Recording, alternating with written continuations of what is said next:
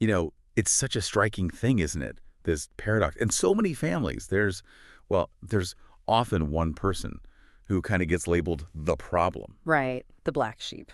Exactly. Too emotional, maybe too opinionated, definitely too different. But then, okay, when things get tough, when life throws a curveball or the whole situation just starts to unravel, who's the first person everybody calls? It's that person. Yeah. The one they turn to for help, for advice, maybe just for some kind of calm in the storm. It's this really wild duality. You're seen as the outcast, but kind of secretly, you're also the glue. That is an incredibly heavy thing to carry, isn't it? Holding those two, totally conflicting identities. One is rejected, basically pushed away, and the other is just constantly depended on, sometimes desperately. It really says a lot about the silent weight some people are navigating. It absolutely does. Okay, so let's unpack this. Let's really get into it. In this deep dive, we're going to explore what it actually means to carry that specific kind of burden. We're looking at a really personal account, someone's firsthand story of figuring out this whole complex family thing. And our mission, really, is to see how that feeling, that awareness that feels like a burden, might actually be, maybe a strength. A hidden strength, yeah. Because, for a lot of people, this isn't just some passing feeling. This sense of being the black sheep, the one who kind of sees what's not being said, feels the stuff under the surface. Yeah. It often goes way back, like forever, as our source put it. Back to childhood, often. Yeah. Even as a kid, maybe you were the one who picked up on the weird tensions, little deceptions, the way people kind of danced around uncomfortable truths. And what happens if you actually try to say something about what you're seeing? You get shut down, usually. Totally. Yeah. You get laughed off or told you're too deep, or maybe even that you're being dramatic. Yeah. Our source mentioned this one time, just quietly pointing out a really forced smile on someone's face at a family thing. Okay. And getting told they were making things up. But they knew. They felt that tension. And what's really fascinating there, that early dismissal, it actually sets up the whole system.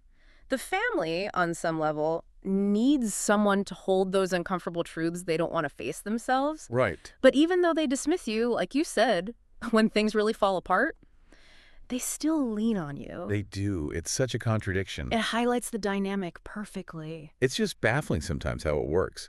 A family member has a crisis. Who gets the 2 a.m. phone call? You. Right. A massive family argument blows up, threatening to split everyone. Who's the one trying to mediate? Often at, a huge personal cost. You again. It's you. Yeah. But then, Yeah. okay, when you need support, when you need that same kind of emotional backup, what do you get? Often. Not much. Silence. A lot of the time. Yeah. Or maybe even worse, you get judgment or people minimizing what you're going through. So that brings up a really key question that did they ever actually acknowledge it? Or, thank you for all that emotional heavy lifting you were doing, for processing everything, soothing people, providing that unspoken care just to keep things, seemingly okay. Honestly, not really. Not once, according to our source. Yeah. In fact, sometimes it felt like they were actively made to feel like they were the reason things were tense to begin with. Yeah. As if just by noticing the dysfunction, they somehow, created it. It's incredibly isolating. Yeah, that's classic projection right there, where others sort of unconsciously push their own stuff, their own issues or feelings they don't want to deal with onto you. They see you as the problem because looking at themselves is just, it's too threatening. Yeah. But the crucial thing to get here is, just because you're on the receiving end of that projection, it doesn't mean you're wrong about what you're seeing. It usually means you're the one who's uniquely awake to what's actually going on in that family system. Okay, awake, sure. But being that awake, it's utterly exhausting. And it is so incredibly lonely. Yeah. It feels like everyone else just gets to float along in this comfortable illusion. Yeah.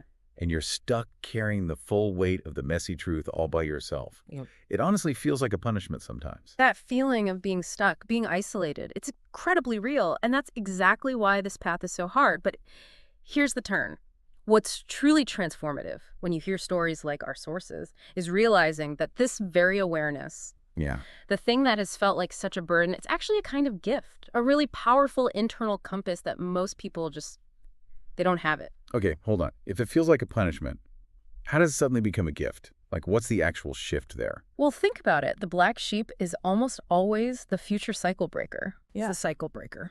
Okay. This is the person who, because they genuinely see the dysfunction and they start refusing to just play along with the old unhealthy patterns, Right. they're the ones uniquely positioned to actually break those toxic generational cycles. Yeah. The unhealthy ways of behaving that get passed down Wow. Yeah. and breaking those patterns, especially the deep-seated ones. Yeah. That is incredibly painful, no question. Mm-hmm. Particularly when you feel like you're doing it alone and you're often getting major pushback from people who, frankly, benefit from things staying the same. Yeah, the status quo. Exactly. Yeah. Our source described that journey of waking up as painful, definitely, but also the most empowering thing they ever did. Yeah. Because it was finally their path. Right.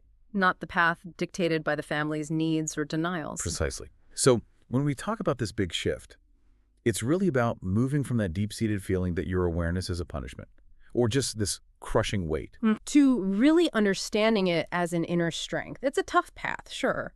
Painful, yes, but powerful. The unique role, the power of the black sheep is fundamentally as the future cycle breaker, the one who says, nope, not repeating the script, the one who dares to change the story. So thinking about you, the listener, what does all this mean for you? It kind of encourages reflection, doesn't it? Yeah. On that really difficult but maybe crucial journey, moving away from constantly trying to fix people who maybe never even tried to understand you. Yeah. And moving towards setting clear, firm boundaries, and then, and this is the big one, starting that healing journey for yourself, prioritizing your own well-being. Exactly. And maybe here's a final thought to chew on. That numbness you might crave sometimes, that desire to just stop caring so much, to go cold or indifferent. Yeah, I think a lot of people feel that. It feels like peace, maybe, but it isn't really. It's more like a shield. A powerful one, sure, but it ultimately limits you. It's protection from pain. But your deepest healing, it probably won't come from shutting down that deeply feeling part of yourself.